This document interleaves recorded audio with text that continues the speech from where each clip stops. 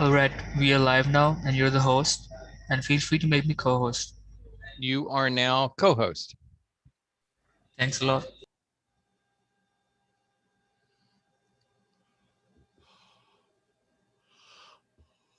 Oh.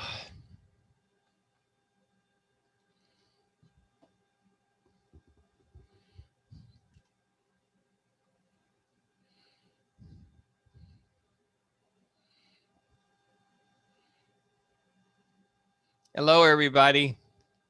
How are you today? Good. How are you? Oh, staying busy, doing well. We're having storms in my area. So far, no power outages. So I've got my fingers crossed that there won't be any for the next hour. So hopefully, I won't disappear all of a sudden on you folks, but we'll see. It does happen in my area. So, but like I say, I've got high hopes. So, with that being said, on that optimistic note, I'm going to switch over to the slides and let's get the housekeeping out of the way so we can get moving.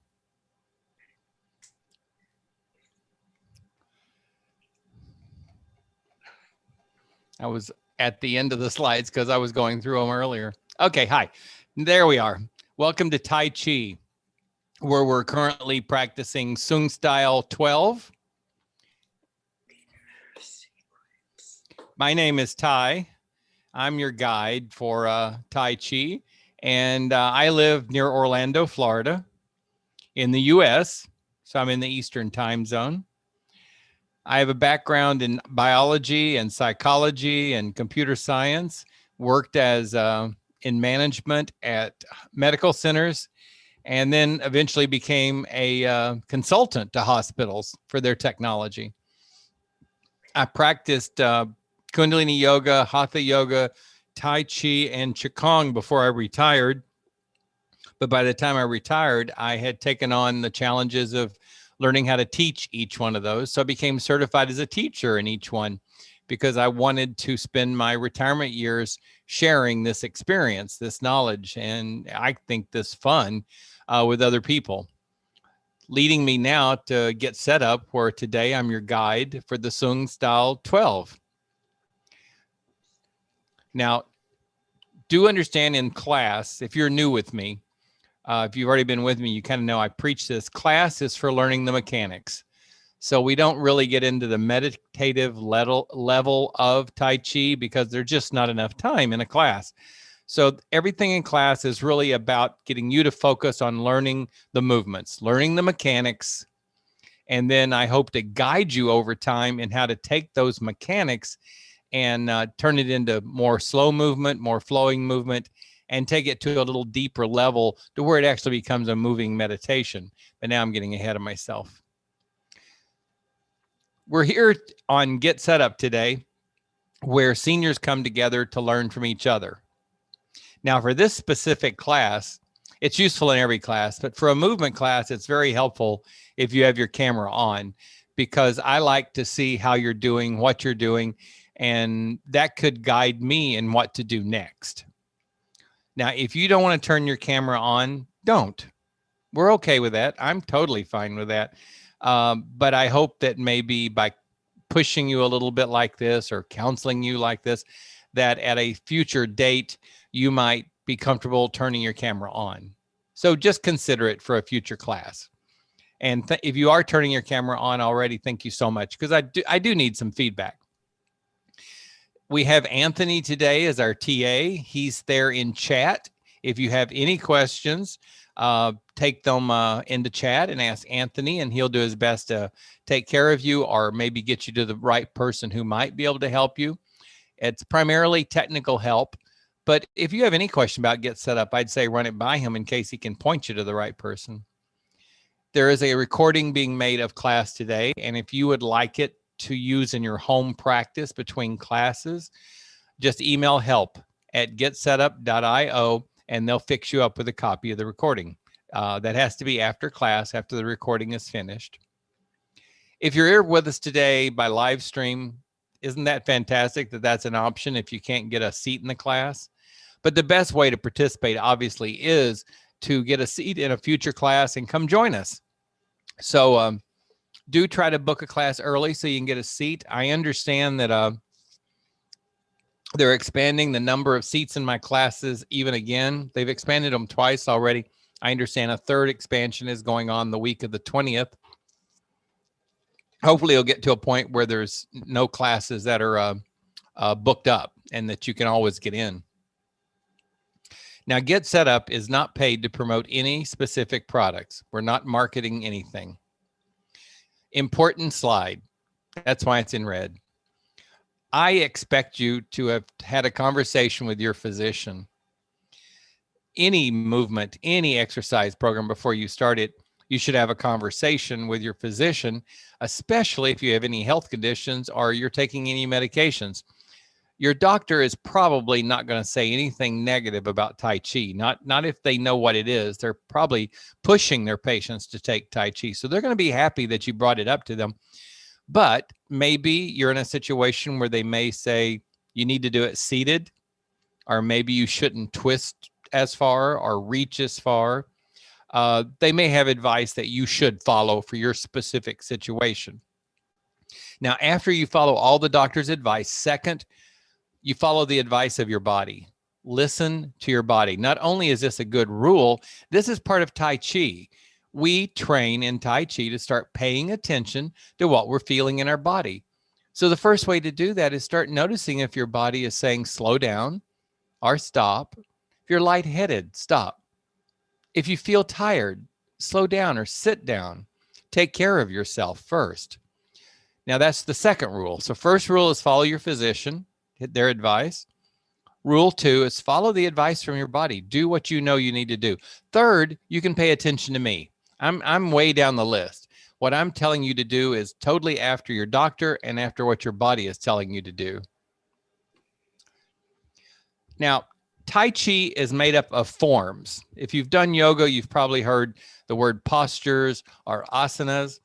Well, Tai Chi does forms instead. Pretty much the same concept, but just a different terminology coming out of China instead of India. And there's 3 very basic forms that we do in almost every sequence in Tai Chi, no matter which school it comes from. One of those is the universal posture. I call it the Wuji. The commencement form, and it can vary. Commencement form can vary from school to school to school, done so many different ways. And the open and close is very common in all forms of Tai Chi.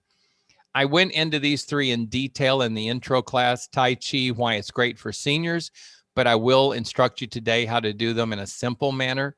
But sometime when you have the free time, if you haven't been in the why it's great for seniors class, do drop in for at least one session.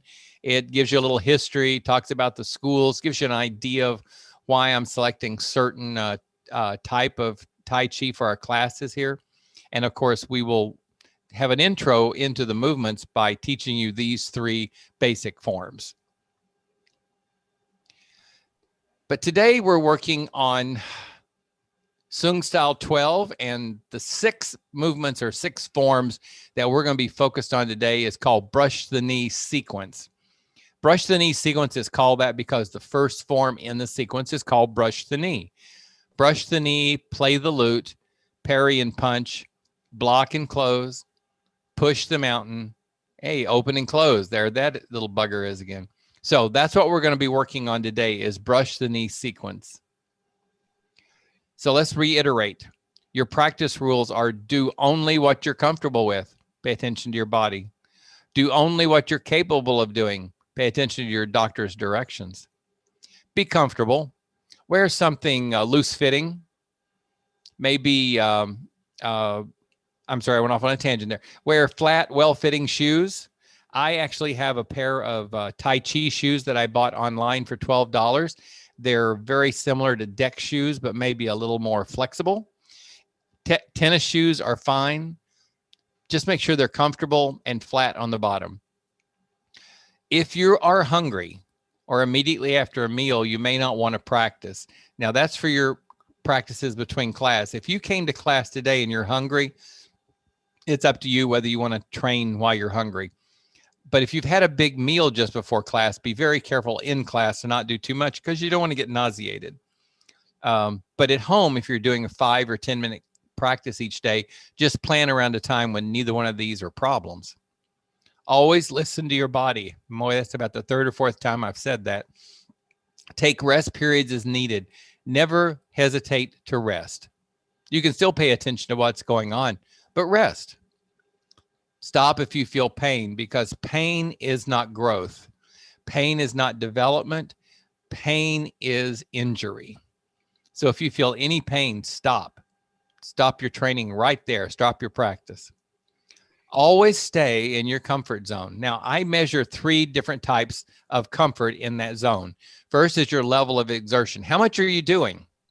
You know, are you reaching too far? Are you moving too fast? What is your level of exertion? Range of motion. How far are you reaching? Maybe you shouldn't be reaching as far. Maybe that's not in your comfort level. And the length of practice. The class, I recommend 5 minutes of practice a day out of class, but inside class, we're going to practice for 30, 35, maybe even 40 minutes, depending on the day. If that's too much for you, take a rest. Stop when you're at the end of what length of practice should be for your comfort zone. Move slowly, continuously, and smoothly, as slowly as you're able to. In class, we can't go as slow as we'd like because we're limited on time. But in your home practice for those 5 minutes a day, if you choose to do a home practice, see how slow you can go. Maybe you can start slowing it down quite a bit after you get used to the mechanics. Breathe. That's really the basic instruction for breath is breathe. Don't hold your breath. Just find a nice natural breath that works with the movement. Use only the minimum of effort necessary to do the movements. Don't put more energy into your muscles than you need. Relax. Enjoy what you're doing. Imagine the air around. This is a tip. Imagine the air around you as being dense. I always like to consider it more of a fog. And as I'm moving, my arms are swimming through the fog. And that fog is a little resistant. So I'm having to kind of push it out of the way. There's a little gentle pressure on my arms. That is a reminder to slow down as you're pushing through that dense fog. Nice little tip to remember. Bottom line, let go. Let go of extra physical energy. Let go of mental baggage. Just let go. If you don't need it, let it go. Less, in Tai Chi, less is always more. And there's no hurry. Plan your time for your Tai Chi so you're not in any hurry. Today, the guideline that I'm going to talk about for just a couple of minutes is called active relaxation. That's an oxymoron. Who's ever heard of being active and relaxed at the same time? Well, guess what? That's what Tai Chi is all about. You want to be active. You want to be moving. You want to be using minimal energy in your muscles to be moving so that you can relax in your body while you're being active. That's why it becomes a moving meditation. I have it outlined in yellow there. It involves being both alert and being calm at the same time. It's not sleep. It's active movement, active relaxation. So with that being said, let's do some practice. I'm going to do the practice today standing as I usually do. Feel free to practice seated. Or you might be standing with a chair handy for support. I don't typically have the chair handy because I have the wall behind me handy, and I use that as my point of contact if I need a little extra help. Do whatever serves you best. I do recommend that you have water handy. As I take a sip, I reminded myself, but have water handy and sip it a couple of times during class so you stay hydrated. With that being said, let me transition and let's see. Get some music going.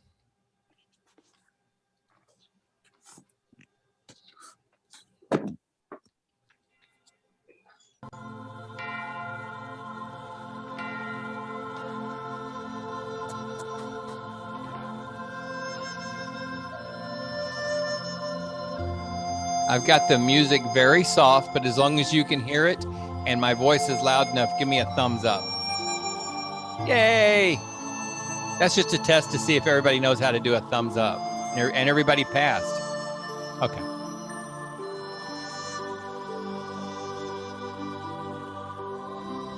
My other teaching assistant came into the room while I wasn't looking. This is Coda, my other teaching assistant. He knows how to get in the way. You are going to move, bud. I'm sorry, but you are going to move. Come on, bud. I know, I love you, but you got to move.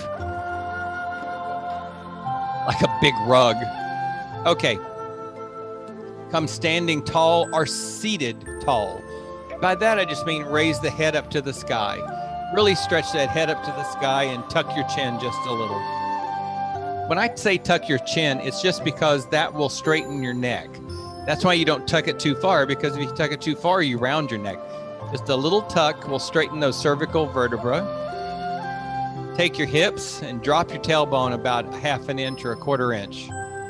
That's going to pivot your pelvis a little, and that's going to straighten your lumbar area. It's a good time to kind of soften the knees. It's just kind of natural to do that when you tuck that tailbone. Allow the shoulders to soften and almost droop. And then just let the arms drape. Your feet should be hips width apart unless you need a little more separation. Then go shoulder width. Or if you need more, take more. That's up to you. I want you to be well balanced. Take just a moment and take your weight and just lean it over to one foot. And then bring the weight to the other foot. Don't overextend, just go to that foot and stop. Breathing.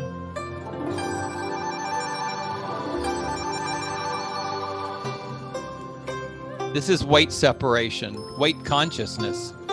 I imagine that there's a center line or a little line going through my body that's shifting as I shift my weight. It just helps me think of where my center of gravity is. You never want to you want to avoid having that line go outside your body. So like if I lean way over here, that center of gravity is starting to leave my body, and then you're about ready to fall. So you want to avoid that being outside your body unless you're balanced enough to handle it. And then some of the times you are, but most of the time you should just have that line inside your body. With that being said, let's do the commencement form. By the way, if you're new with me, what we just did is the Wuji. That's universal posture. And that's what we always start from. It's a meditative posture that's part of Tai Chi. For commencement, you find your Wuji. You rotate the shoulders, bringing the hands up. Soft elbows and soft hands. The hands come down. They come toward the belly button. And then they come up the chest. Once they get about chest level, they reach out and they reach in. That's the movements of the upper body in commencement. So let's do that again. Find your Wuji. Rotate the shoulders. I'm inhaling. And then I'm exhaling as my hands come down. I like to inhale as my hands come up the chest. And I exhale as my hands go forward. My elbows actually bend and go down as I bring the hands back to the chest. Now, that's what the upper body is doing. Let's talk about what the lower body is doing during commencement. So find your Wuji and first do that little weight separation exercise where you just lean back and forth. This is so you start paying attention to where your weight is, because you don't want to lift a foot unless your weight is on the other foot. That's a safer way of walking. So like if my weight is on my right foot, which is for me is here, then I can lift my left foot safely and put it back down. My weight's on my left foot, I can safely raise my right foot and put it back down. So for commencement, we're going to bring that weight to the right foot. Bring the weight to the right foot, lift the left foot, and take one little step. The heel goes down, and then you flatten the foot. And notice how close my feet are. My heel is barely Well, actually, in this case, it's not even as far forward as my other toe. So I started here, feet together, and then I took a step out where that heel is basically where the other toe is, and then I put my weight down on it. Once my weight's on that foot, I raise the other foot and bring it to join it. So that's a step. That's a safe Tai Chi step. Weight to the right foot, step out with the left, step forward with the right, and that's the footwork for commencement. Excuse me, I need water.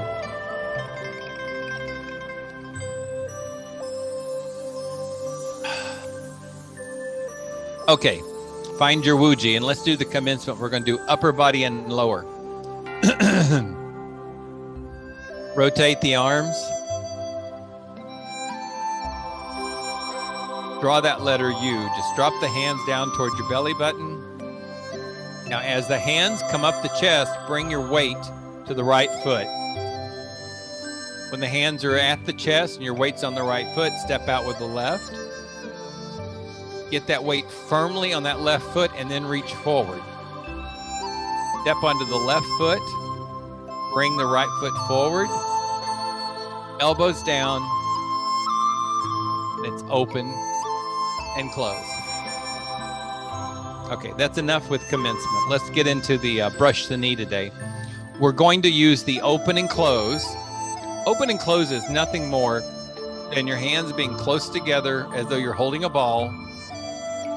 Open, separate them a little bit, and close. I do that with an inhale and exhale. So I inhale, kind of expand my body, and I exhale, softening the knees. That is our separator form in Tai Chi. So we're going to start our sequence with that. So find your Wuji, and we'll do an open and close. Brush the knee, bring the weight to one foot. I'm going to bring weight to my right foot as my, excuse me, I just totally went elsewhere. Bring your weight to the right foot, and the right hand comes forward. So whatever weight you take the foot, put on the foot, whatever foot you take the weight to, that hand goes forward. So if you're going the other direction, it's left foot and left hand, or right foot and right hand. You turn 90 degrees in the other direction and step out with that foot. Heel, toe. That hand is coming towards your face, and it does an L shape. It just presses out over that knee. Let's do that again. I kind of got choppy in that. So open and close. I'm bringing my right hand forward, putting the weight on my right foot, and I'm stepping out to the left as that right hand comes in toward my face and out over my left knee. That's why it's called brush the knee. That little movement right there is brush the knee. So the hand comes towards your face, and you're actually looking at the palm while it's coming toward your face, and then you start turning your head as the palm turns the other direction, and you look at the back of the hand as it's pushing away. So it's palm toward the face, palm away from the face. So let's do that again. Come to the Wuji. Open and close. Notice when I bring my weight to that foot, I turn the heel out just a little bit. You don't have to. If you're comfortable leaving the heel where it is, you're fine. But if you have a pelvis like mine, it helps to just give that a little extra angle before you bring that hand forward. Turn 90 degrees, and then that extra little angle on my heel makes this less tight for me in the hips. Bring that left foot down flat and push the right hand out over the left knee. Notice how the weight changed. The weight's in my right foot. As the hand comes toward me, it stays on the right foot.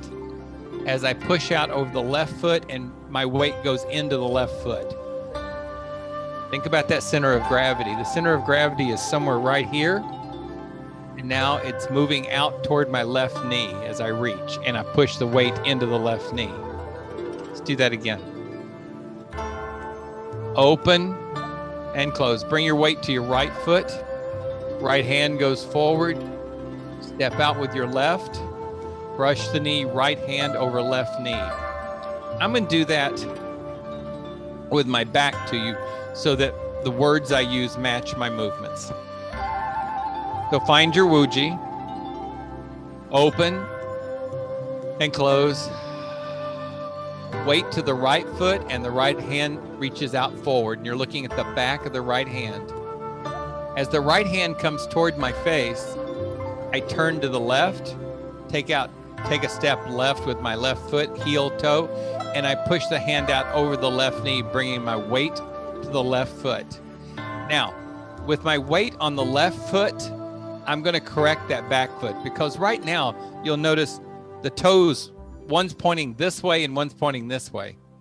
So I want them both to point that way. So they're like this. I want them to point both the same direction. So with my weight on that forward foot, I'm going to raise that right back foot and correct it so that it's pointing the same way as the forward foot. So now my forward foot and my back foot are pointing the same direction. Kind of shift your weight back and forth on the feet. You should have one foot forward and one behind. But that rocking motion, just like we did earlier, side to side, this is a rocking motion forward and back where you can feel the sensation of your center of gravity moving forward and back. It's going to my right, it's going to my left foot forward, it's going to my back foot. I'm raising my toe and my heel as I rock. As I go back on the right foot, I'm raising my left toe. As I come down on the left foot, I'm raising my right heel. That's just a Tai Chi rocking motion. It's actually very relaxing once you get used to doing it. So let's go back to the Wuji. Your hands are holding your energy ball or your open and close form. You open and close. Bring your weight to the right foot. I'm shifting my heel out just a little. My hand goes forward and I'm staring at the back of the right hand. The right hand comes toward my face and I'm stepping out to the left, and the right hand goes out over the left knee. Weight on the left foot. I'm going to correct my right foot to point the same direction. Excuse me, having a lot of allergy issues today. Let's go back and do that again. Open and close. Weight to the right foot. Right hand goes out in front of your face. Step out to the left. Push the right hand over the left knee and correct that right foot, and bring your weight back on the right foot. And here, we've currently got that right hand out over the left knee with the palm facing away. As you bring the weight to the right foot, turn that palm to the left. I'm pushing away, but turn that right palm to the left. And as you bring the weight on the right foot, bring the other hand up and let the palms just pass each other. Let me get a closer thing. So my hand's out over my left knee. I'm just going to turn that palm. Oh, you can't see that against that wall. Okay, here. It's out over my left knee. Turn the palm toward the left. The other hand comes up and they pass each other. That's called playing the lute. They just pass at a diagonal as though they're strumming the strings on a harp. I'm going to face you to do one of them. Open and close. Brush the knee. The hand goes, put the weight on the right foot. The right hand goes forward. Turn 90 degrees to the left. The right hand comes in, goes out over the left knee. Correct the right foot. Bring the weight back on the right foot and play the lute. The left hand goes high. The left hand and the right hand comes low. So it's play the lute. My weight goes to that back foot. My front foot raises the toe. Do that again. Open and close. Brush the knee. Step out to the left. Brush the knee. Correct that back foot. Bring the weight to the back foot. Play the lute and raise the front toe. Nice. So play the lute. The hands pass each other, facing each other. But the next form we're going to do is called parry. So play the lutes like this, side by side. Parry, you flip the hands and one goes under the other. Then you flip again and they go under the other way. So play the lute side by side, parry, under, and then under.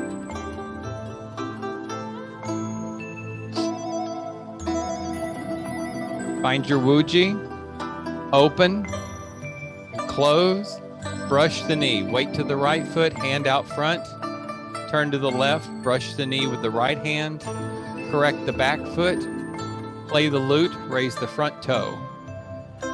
Now take that front toe and just turn it out a little bit. You're kind of standing on your heel, your heel. So just turn the toe out a little bit. Just turn it to where it's facing outward a little bit. I call it duck foot. Flip the hands into parry as you bring the weight down on that upper foot. Parry the right hand under the left. Take a step with the right foot, also with the toe pointing out. Flip the hands and parry. I know that's a lot, isn't it? Let's break that down a little bit. I'm going to turn my back to you. Open and close. Brush the knee. Excuse me. Brush the knee. Weight to the right foot. The right hand goes out in front. Step out to the left. Right hand comes in and you brush the left knee. Correct the back foot. Weight to the back foot. Forward toe comes up. Turn it out just a little. And you parry right hand under left. Take a step with the right foot and parry left under right.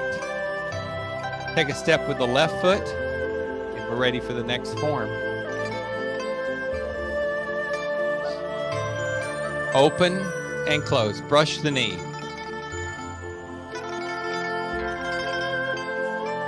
Weight to the back foot. Play the lute. Take a step and parry. Lift that back foot and take a step and parry. Lift the back foot and take a step. Now the hands make fist. The right wrist goes over the left wrist. This is called punch. I'm going to stand close and do this so you can see what's going on. So you won't see the feet, but you'll see the hands. Open and close. Hand goes forward, and I'm staring at that palm. I'm stepping out to the left as that hand comes toward my face. Push out over the left knee. Correct that back foot and bring your weight to the back foot as you play the lute. Put the weight on the front foot as you notice how the hands are like this, but they're going to flip. Right hand now parries under left. Lift that back foot and take a step. Flip the hands over and parry the bottom hand over under the upper hand. Take a step with the other foot and punch. Punch is just crossing at the wrist. If you're in the Shibashi class with me, you know we do this a lot where we cross the wrist. It's the same thing. So punch is just back hand crosses the wrist of the front hand. Big guy, you are being so silly. Sorry, I was talking to the dog. Open and close. Weight to the right foot. Right hand goes forward. Step out to the left and brush the knee. Correct that back step. Play the lute. Parry right hand under left. Parry left hand under right. Take a step and punch. Now your weight's on the forward foot, so bring your weight to the back foot and you open the hands. Open the hands and draw back. Like that invisible energy curtain is pushing back on you. And so you're not going to let that energy curtain win. So you push back to the energy curtain, putting the weight on the front foot and lifting up. That's called pushing the mountain. Let's do that again. Open and close. Brush the knee. Play the lute. Parry. Parry. Punch. Pull back. Push the mountain. This brings you up on your back toe. Then you pivot on that back toe, pivot on the front heel. This kind of brings your feet back in the position of where you started, and you open and close. If at the end, when you pivot on that toe and heel, your feet are wide apart, that just means you were taking steps that were too big. let me do one without talking. Just watch me.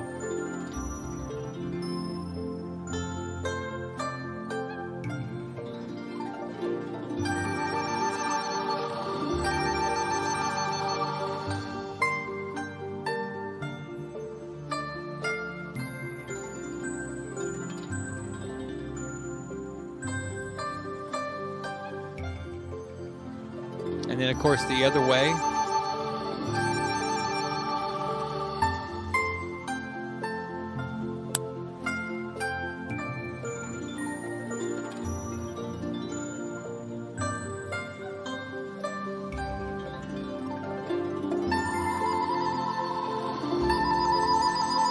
That's where you want to take your practice. Learn the mechanics with me. I will send out details in the notes describing each form, and then you practice it at home and eventually get it into your flow. Or you just keep coming into class and practice with me. I just need another sip of liquid. Make sure you're staying hydrated. With my allergies, I have no choice. Okay. Come to your Wuji. Open, close, brush the knee. Right hand is going forward. Step out to the left. Right hand goes out over the left knee. Correct that back foot. Bring the weight to the back foot. Parry as you bring the weight to the front foot. Take a step with the right foot. Parry left under right. Take a step with the left foot. Punch. Weight to the back foot as you block or close or draw back. Weight to the front foot as you push the mountain. You're up on your right toe. Pivot. Pivot with the left foot. You're back where you started for an open and a close. Let's do that again. I'm going to face you this time. I'm going to not use right and left so that I can do it opposite. You'll go to the right, and I'll try to mirror you, but I won't say words because words will confuse me. So let's give this a try and see if it works. Open and close, brush the knee right. Step out, brush the knee. Correct that back foot and play the lute. Bring the weight to the right foot as you parry. Take the weight, take a step with that back foot to the front, parry. Take a step with the back foot to the front and punch. Draw back, your weight's to the back foot. Push the mountain as your weight goes to the front foot. Pivot on the back toe. Pivot on the front heel and open and close. I think I can do that without confusing my mind. So you can do brush the knee right, and I will do brush the knee left to mirror you so you can follow me. I just have to be careful with my choice of words. So find your Wuji, open and close. Brush the knee right.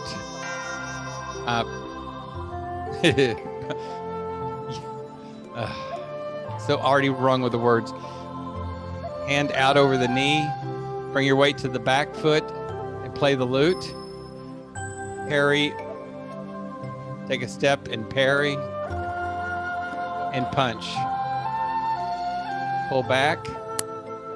Push the mountain, bringing up on the back toe. Pivot on that heel for an open and close. So brush the knee right.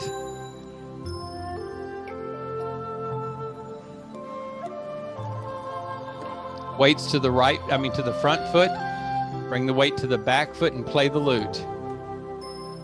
Bring the weight to the right foot as you parry, the front foot. Bring the weight to the front foot as you take a step and parry. Take a step with that back foot to the front and punch. Draw back. Push the mountain, come up on your back toe. Pivot. Pivot on the front heel and open and close. Let's try it with my back to you so I can actually use the words without messing with my tiny mind. Open and close. Brush the knee. Step out. The hand goes out over the knee. correct that back foot and play the lute. Your front toe comes up in the air. Parry as you bring that weight down on that front foot. Take a step with the right foot and parry.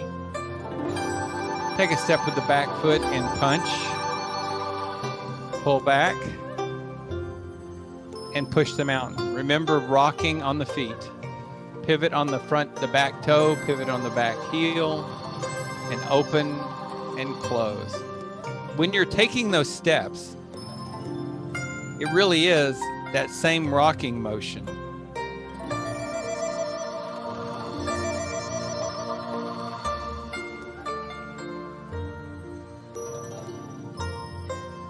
We do a lot of that rocking motion in Tai Chi. So let's try that one more time and see if I can straighten my mind out, because I've actually just confused myself trying to do what I've tried to do. Open and close. Bring the weight to one foot. That hand there on the same side as that foot goes forward, and you step out with the alternate foot, pushing the hand out over the alternate knee. Straighten that back foot. Bring the weight to the back foot and play the lute. Front foot comes up, and now put the weight on the front foot as you parry. Bring that back foot and take a step forward. Flip the hands and parry again. Bring that back foot, take a step forward and punch. Draw back. Push the mountain, coming up on that back toe. There's that rocking motion. Pivot on that back toe. Pivot on that front heel and open and close. There are certain aspects of Tai Chi that just keep getting repeated in so many different ways. That little rocking motion is one of them. It pops up in Shibashi, and it pops up in the Sung Style 12. Let's start with our commencement. Let's come back to Wuji. Let's do a commencement, and then we'll continue onto our brush the knees. So commencement form is rotate the shoulders. Drop the shoulders and draw a U. As the hands come up the chest, your weight goes to your right foot. You step out with the left and you extend your arms. Weight goes to the left foot, bring the right to join. The elbows come down for an open and a close. Brush the knee. I'm taking the weight to my right foot and the right hand comes forward. The left foot takes a step out and the hand comes forward and reaches out over that left knee. It brushes the left knee. And at that point, my weight is shifting to the forward foot. Correct the back foot. Play the lute as your weight goes to the back foot. Front toe comes up in the air a little bit and tilts out. Right hand goes under left as you bring the weight to the left foot. Lift that back foot and take a step forward, heel, toe, and flip the hands over and parry left under right. Take a step with that back foot, heel, toe for a punch. And when you hit the punch, your weight's on that front foot so that you draw back, putting the weight on the back foot. Front toe comes up a little, push, weight goes to the front foot and the back heel comes up. Rotate on that back toe, rotate on that front heel for an open and a close. Nice. Let's do that again. Find your Wuji and just take a nice deep breath while you're in Wuji and see if you can just relax your whole body. Wuji is a relaxation form. It's a meditative form. So join me in the commencement. Rotate the shoulders. Drop the hands and allow the hands to come toward the belly button as you start to draw the letter U. Hands come up the chest as you're taking the weight to the right foot. Step out with the left and reach forward. Bring the weight to the left foot and then step forward with the right foot to join the left. Elbows down for an open and a close. Brush the knee. The right hand goes forward. The weight goes to the right foot. Step out with the left heel toe. Push the right hand out over the left knee. Correct that right foot so it points the same way as the left foot, and bring your weight back on it as you play the lute. Now flip the hands over each other. Play the lute, the hands are side by side, so you're going to flip the upper hand palm down, the lower hand palm up. And as you bring your weight to that forward foot, the left for me, the right palm goes under the left. Now, take a step with that back foot forward, heel toe, flip the hands over, and the left palm goes under the right palm. Take a step with the left foot, make fist punch, the right wrist over the left. Your weight's on the forward foot. Bring your weight to the back foot, draw back, and push the mountain. Bringing you up on your right toe, left heel, open, and close. Now to close, anytime you're doing a practice, like if you're doing a 5-minute practice each day, when you're finished with the sequence, allow the hands to go forward and down in a nice exhale. So it's an open, close, and then closing. The other alternate is one I like, is where you just take a little bit of energy, scoop it up, and push it down the center of the spine. Inhale and exhale. Inhale and exhale.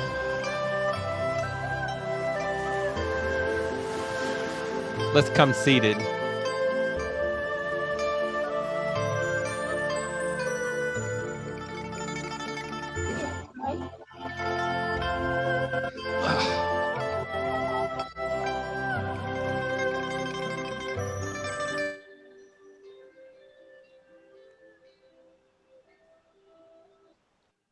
Mr. Tai. Let's go to the slides. We have some housekeeping to take care of. Let's see.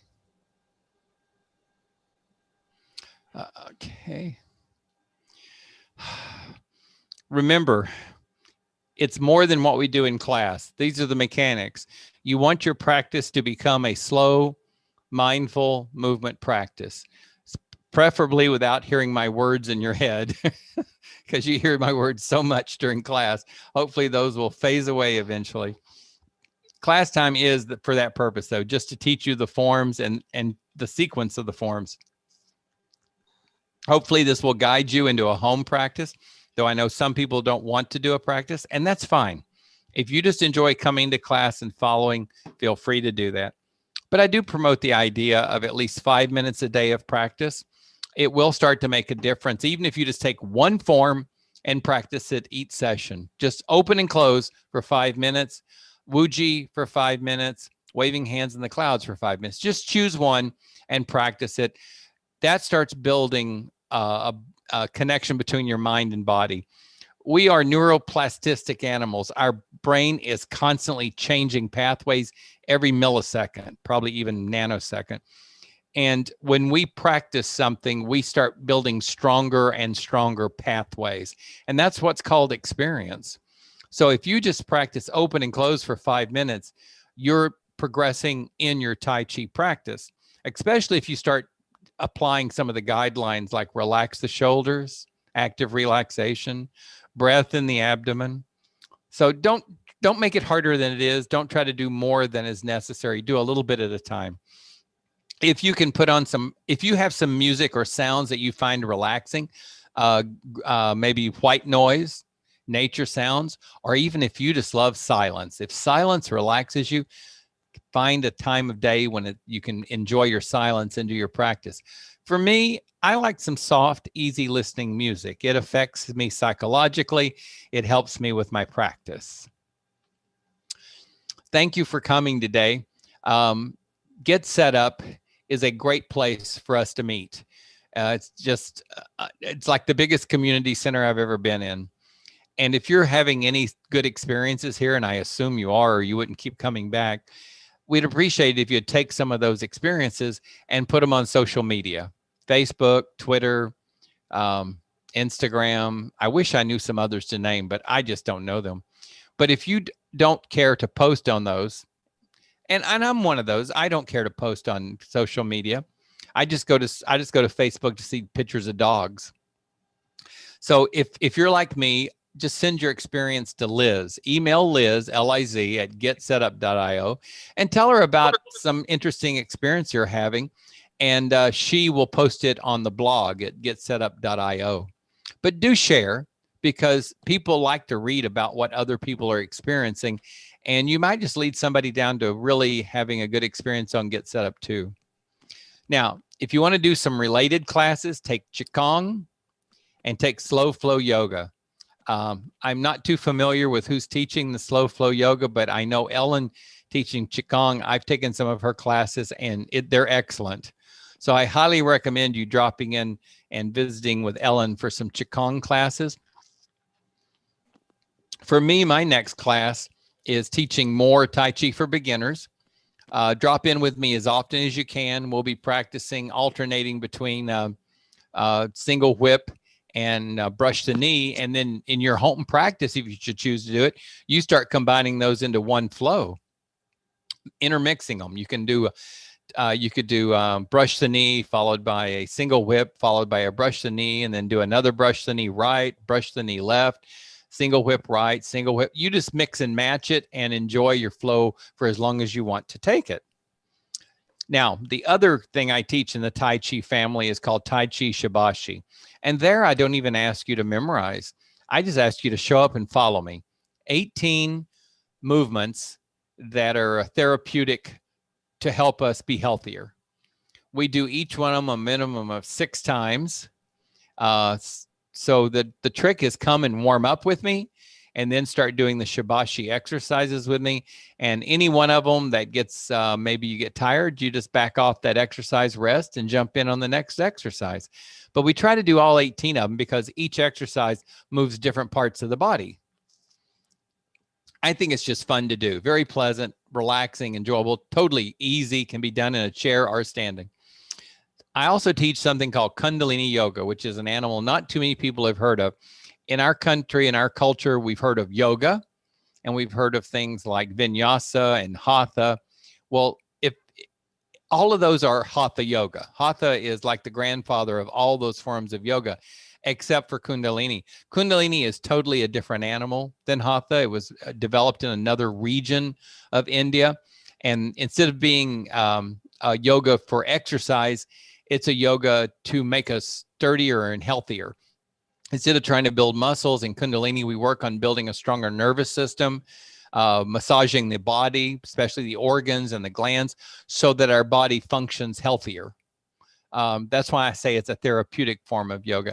I teach the class for chair primarily, but if anybody's on a mat, just tell me and I will teach it both ways, because I teach mat-based Kundalini all the time too. My newest class that just started about a week ago is called Sit and Get Fit. Now, it's a little different. All my others are basically mindful movement type classes. Sit and Get Fit is not about moving mindfully. It's about moving, getting a little blood rushing, getting the pulse a little faster. It's I do try to keep the Saturday morning version rather gentle and the Sunday night version a little vigorous. So I'm teaching one tonight, I think, at 6 o'clock. If you want to come and give it a try, I'd love to have you drop in. It'll be the vigorous version. And if it's too vigorous for you, just back off and don't do as much. Go slower. You don't have to do it exactly as the music is pushing you. I use a little faster music on Sunday.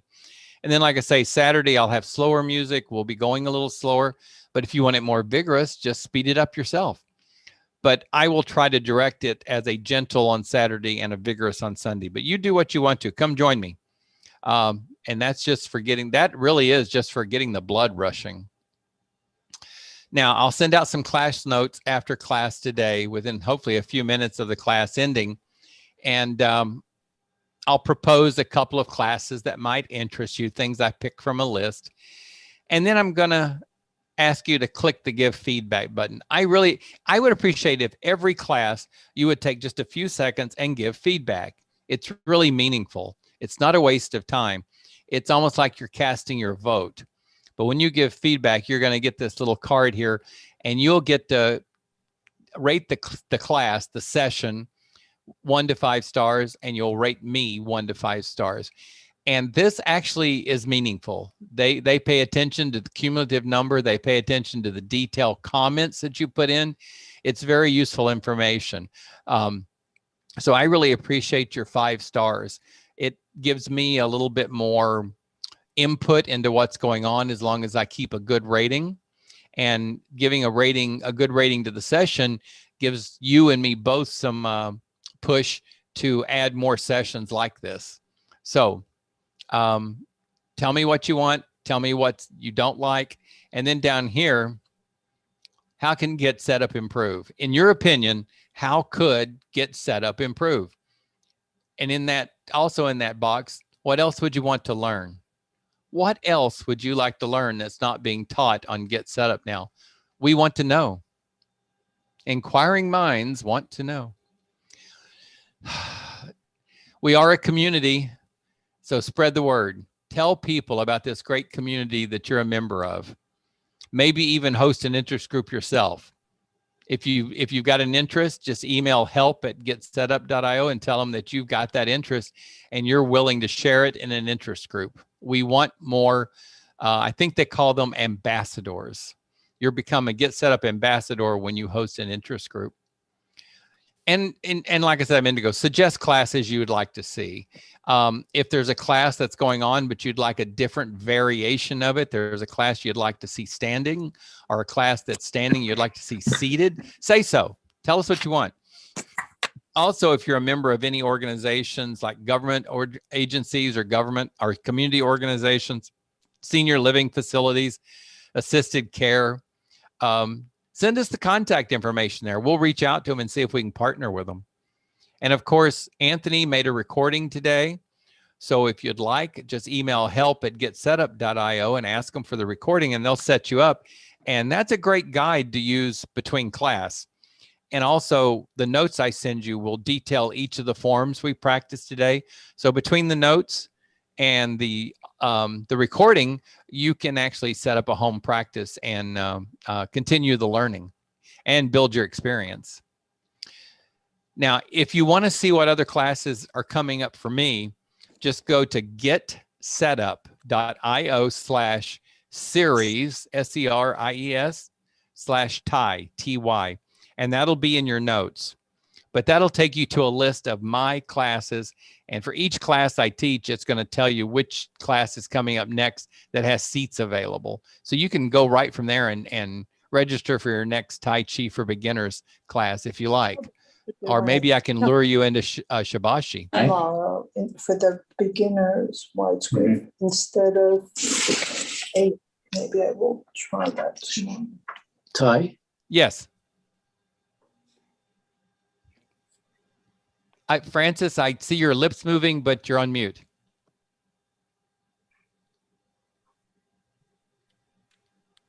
Okay. There, I hear you. Gotcha. What I found was very peculiar today. I'm right-hand dominant, right body dominant, and I do my left side of my body because of some spinal issues, etc. I'm a little weaker on the left side.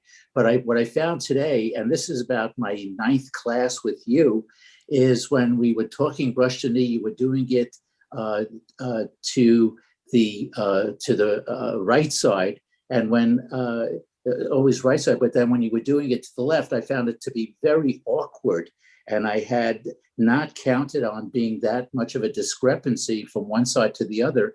But I would only suggest maybe that in future classes, alternating right and left brushing the knee, because I found it just my not on my mind, but my body physiology was reacting against it, and it felt very foreign, very awkward. I'm smiling because what you're describing is very normal.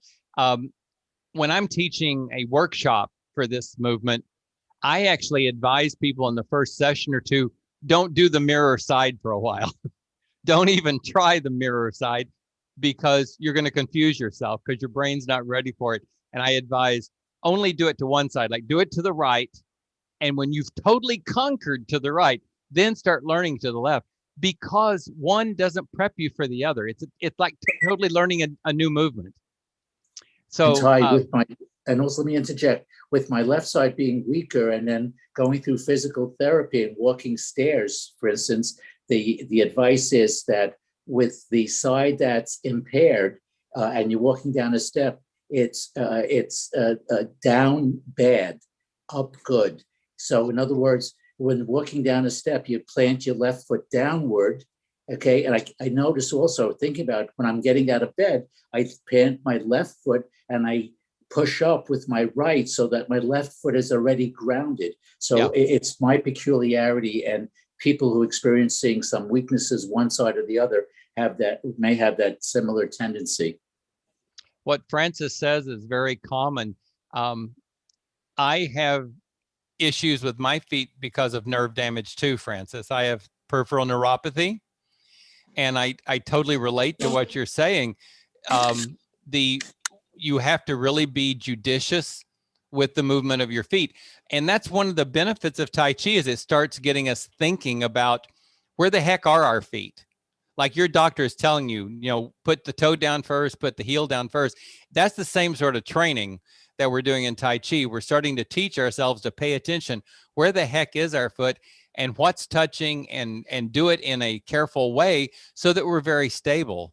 So, it's ironical when we start thinking the doctor is actually giving us advice that's part of Tai Chi training, but it's good advice, obviously. Thank you for sharing that with us. But yeah, this is one thing, and Francis, I'll share with you that this was one thing that drew me to Tai Chi, was my peripheral neuropathy. I was getting so unstable and I was bumping into walls. I mean, you don't even realize it's coming. Then all of a sudden you bump into a wall. And I've been doing this Tai Chi for about 10 years now, and I don't typically do that anymore. My peripheral neuropathy has not gotten any better, but my handling of my balance and my feet has. We can build even though the nerves are damaged, we can build new channels, new pathways in the brain that help us to get around those problems. So hang in there. But yeah, thank you for sharing that with the group. Appreciate it. Let's see, is there anything in chat? Oh, share. Look, you guys are so sweet with your words. You're going to make me blush. Let's see. Oh, I can see Anthony's been busy. Wow, cool. Let's see. Vamela is asking how long to do, how many minutes. Well, that is how long you want to practice. If you can do 5 minutes a day, I think you're doing great. But I will tell you, it gets addictive. So if you're doing 5 minutes a day today, don't be surprised in a month you're doing 10 or 15 minutes a day, because you start wanting to do more. Which is why I'm eventually going to teach you another sequence. We're not going to do this sequence forever. I'll mix it up with another sequence eventually, but I want to work this one to death for a while, because this is an excellent sequence for balance and for arthritis. So I want to really work this one heavily, and we won't ever leave this one. Even when I go to the other sequence, we'll be coming back to this. But if you can do 5 minutes a day, I think that's great, because you want to get started. You want to walk before you run. Let's see. Relaxing, I'm getting it. Okay. I like you guys saying it's relaxing. I always worry that I'm rushing in class, so I love hearing when you say it's still relaxing. You guys are just so kind with your words.